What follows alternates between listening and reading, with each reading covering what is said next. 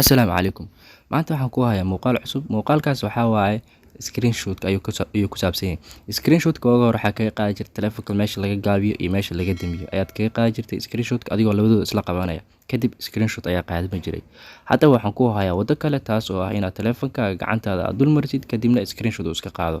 Okay, waa la furtaa waddadaas. Okay, waxaad tegaysaa taleefanka setting-kaaga ayaad tegaysaa. Kadib waxaad kasii dooranaysaa waa wadaysaa. Kadib waxaa ka dooranaysaa meesha ay ku qoran tahay advanced features. Advanced features-ka markaad ku dhufatid kadib waxaad ka dooranaysaa motions.